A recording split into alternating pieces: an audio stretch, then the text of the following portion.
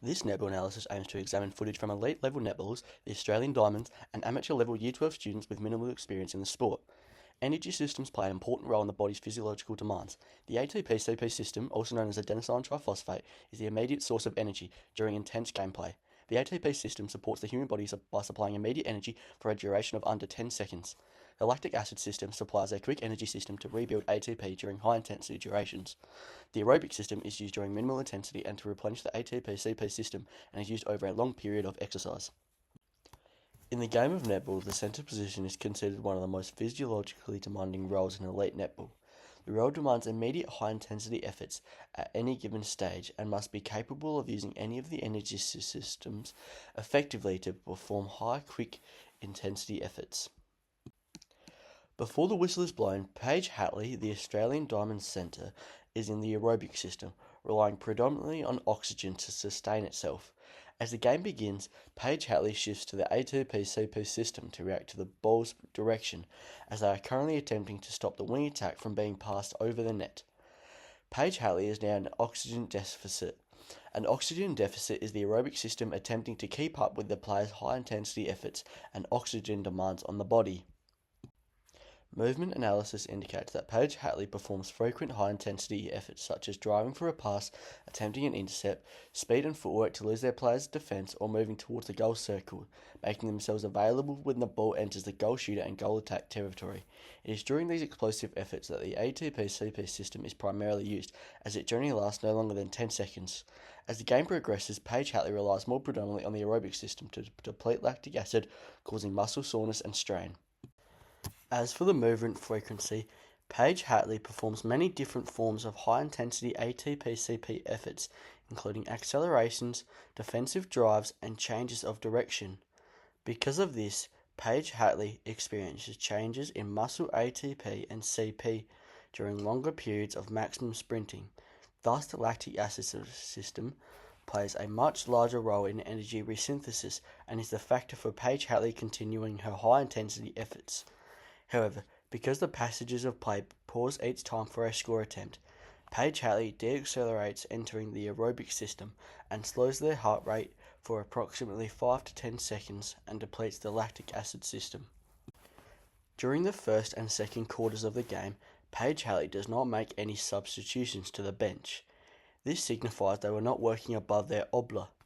Obla is the exercise intensity where blood lactate levels begin to rise rapidly, where a blood lactate of over 4 million moles per litre in hydrogen ions causes muscles to fatigue. However, between the first and second quarter, Paige Hatley has 4 minutes to replenish the creatine phosphate stored. To replenish all creatine phosphate, there must be a recovery time of 3 minutes or more. Thus, Paige Hatley makes a 100% recovery, ready to complete high-intensity efforts with the use of the ATP-CP energy system. In contrast to the centre, Cara Conan, the Australian Diamond's goal shooter. Due to Conan's position, she begins the game further away from the ball, meaning she is not as involved in the passages of play through the middle of the court. For most of the game, Cara Conan performs more positional and dynamic movements, such as short leads in the limited space and body contact positional holding to set up for a goal attempt. For the majority of the game, Conan is working at a sub-maximal intensity, meaning the dominant energy demand is the aerobic system. This is because, due to the low intensity, her body has time to deliver the required amounts of energy. Examples include passages of play in which the offense loses possession and the goal shooter must switch to defense.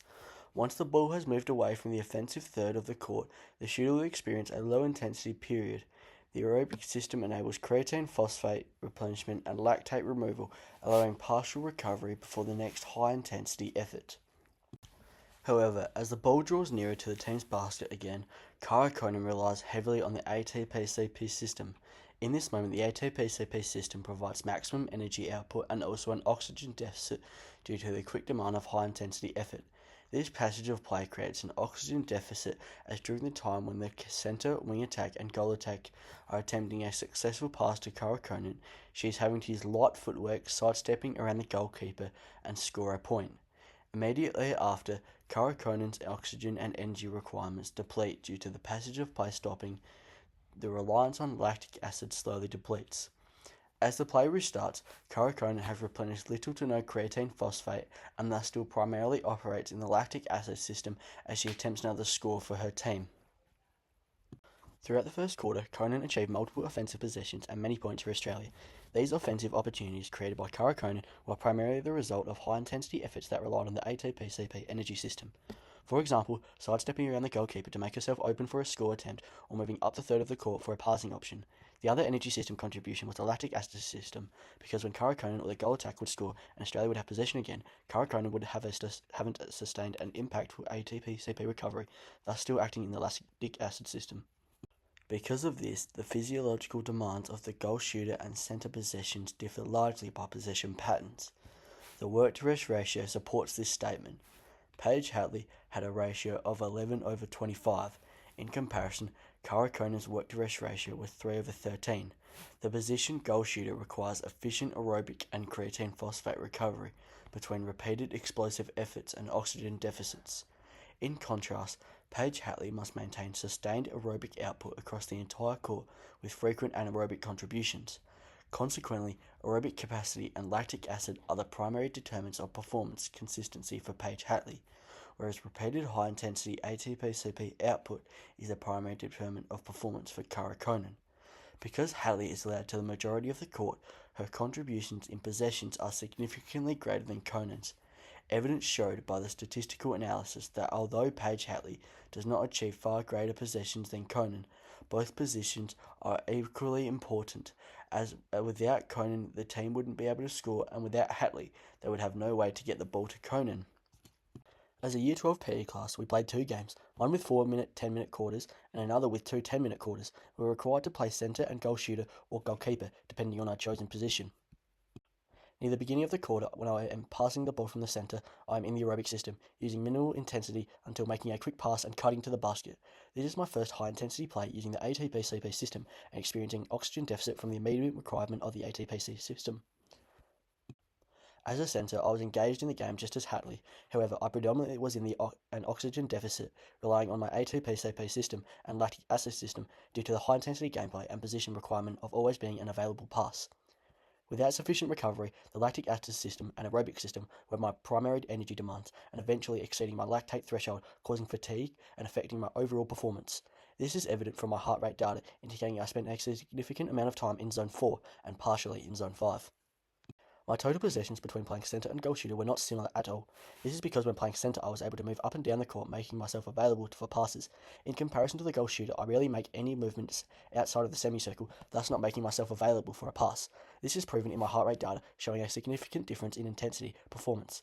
However, the more time spent in recovery allowed me to replenish my creatine phosphate and make strong ATP-CP high-intensity efforts such as sidesteps and manoeuvres to make myself open for a pass and scoring opportunity.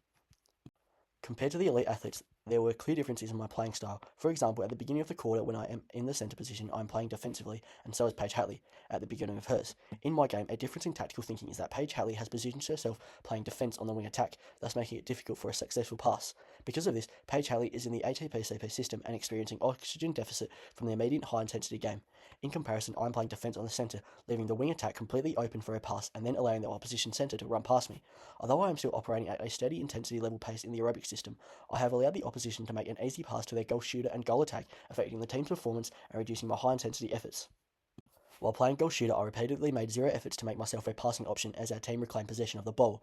In comparison, Karakonen makes repeated ATP-CP efforts across the offensive third of the court and often finds herself causing the passages of play by being passed near the edge of where she is restricted to, passing the ball to another player and getting the ball back in the semicircle for a potential score. Although this means that she has fully depleted her ATP-CP system and is relying on lactic acid, she has gained herself a possession and scoring opportunity for her team. This creates the same problem from playing centre in that it reduces my overall high-intensity efforts and also possessions with the netball.